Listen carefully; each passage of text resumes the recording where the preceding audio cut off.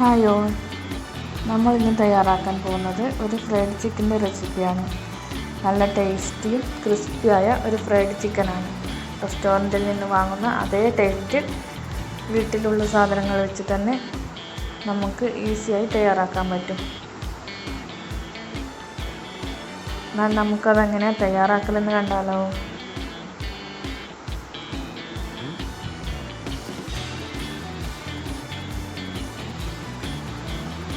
അതിനായി ഒരു പാത്രമെടുത്ത് അതിലേക്ക് 1 കപ്പ് പാൽ ഒഴിക്കുക. എന്നിട്ട് അതിലേക്ക് 1 സ്പൂൺ വിനാഗിരി ഒഴിക്കുക. ബട്ടർ മിൽക്ക് ആവാനാണ് ഇങ്ങനെ വിനാഗിരി ഒഴിക്കുന്നത്. ഇനി നന്നായി മിക്സ് ചെയ്തെടുക്കുക. ഇനി 10 മുതൽ 15 മിനിറ്റ് വരെ അടച്ച് വെച്ച് മാറ്റി വെക്കുക. അപ്പോഴേക്കും ബട്ടർ മിൽക്ക് ആയിട്ടുണ്ടാകും. അങ്ങനെ ബട്ടർ മിൽക്കായി. ഇനി അതിലേക്ക് വെളുത്തുള്ളി പേസ്റ്റ് ഇട്ട് കൊടുക്കുക. ഇനി കുറച്ച് മസാലപ്പൊടികൾ ഇട്ട് കൊടുക്കുക. മുളക് പൊടി 2 ടേബിൾ സ്പൂൺ ഇട്ട് കൊടുക്കുക. ഇനി ഒരു സ്പൂൺ കുരുമുളക് പൊടി ഇട്ട് കൊടുക്കുക. 1/4 ടീസ്പൂൺ ബേക്കിംഗ് സോഡ ഇട്ട് കൊടുക്കുക.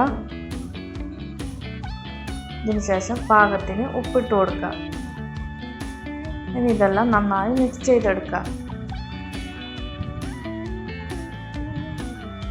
അതിന് ശേഷം നമ്മൾ കഴുകി വൃത്തിയാക്കി വെച്ച ചിക്കൻ അതിലേക്ക് ഇട്ട് കൊടുക്കുക.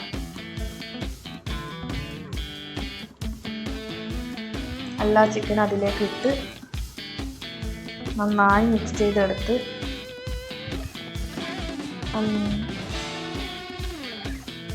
ഒരു 5-6 മണിക്കൂർ വരെ ഇങ്ങനെ അതിലങ്ങനെ കുതിർത്ത് വെക്കണം.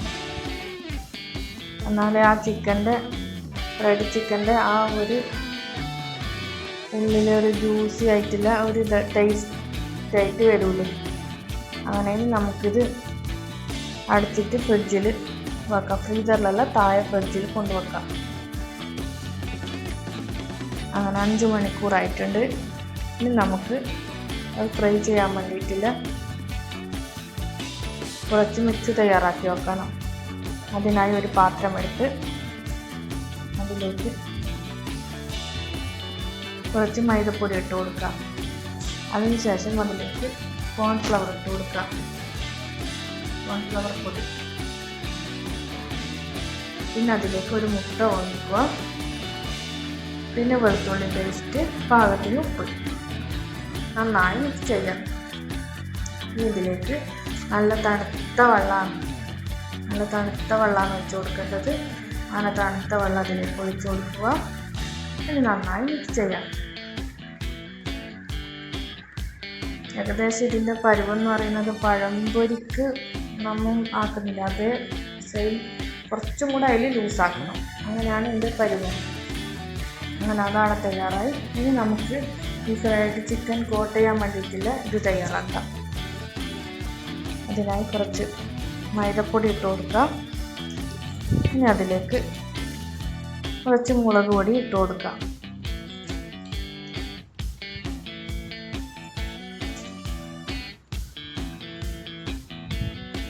പിന്നെ അതിലേക്ക് ആവശ്യത്തിന് ഉപ്പിട്ട് കൊടുക്കുക. ഇനി നന്നായി മിക്സ് ചെയ്തെടുക്കുക.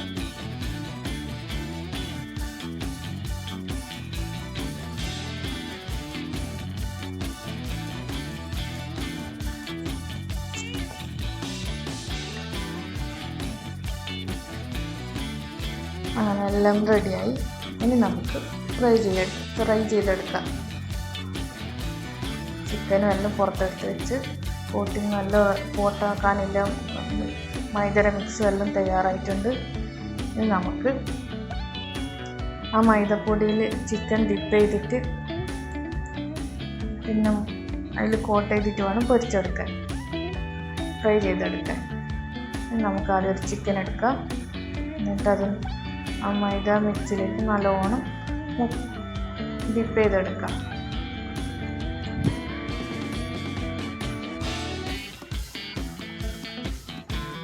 എന്നിട്ട് ഈ മിക്സിയിലേക്ക് ഇട്ട് നന്നായി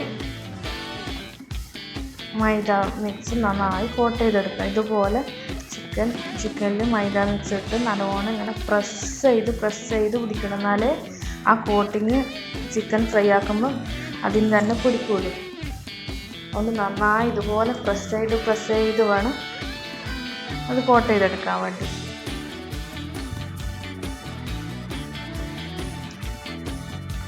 ഞാൻ രണ്ടെണ്ണം കോട്ട് ചെയ്ത് വെച്ചിട്ടുണ്ട്.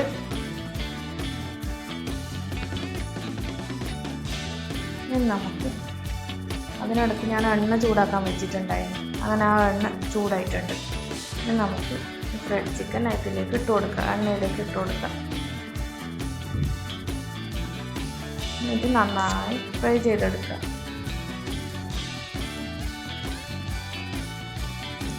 അപ്പോൾ ഇത്ര മറിച്ചും തിരിച്ചു വിട്ടിട്ട് വേണം ഫ്രൈ ചെയ്തെടുക്കാൻ. അങ്ങനെ എല്ലാ ചിക്കനും ഫ്രൈ ചെയ്തെടുത്തിട്ടുണ്ട്. പിന്നെ അങ്ങനെ നമ്മൾ അതിന് വേണ്ടി കഴിക്കാൻ വേണ്ടിയിട്ട് കുബൂസും ബന്നും വാങ്ങിയിട്ടുണ്ടായത്. പിന്നെ ഫ്രൈഡ് ചിക്കനും നല്ല ടേസ്റ്റായ ഫ്രൈഡ് ചിക്കനായിരുന്നു. നല്ല പൊട്ടിക്കാൻ തന്നെ നല്ലൊരു ക്രിസ്പി, പുറത്ത് നല്ല ക്രിസ്പിയും ഉള്ളിൽ നല്ല ജ്യൂസി ആയിട്ടുള്ള നല്ല ഫ്രൈഡ് ചിക്കനായിരുന്നു.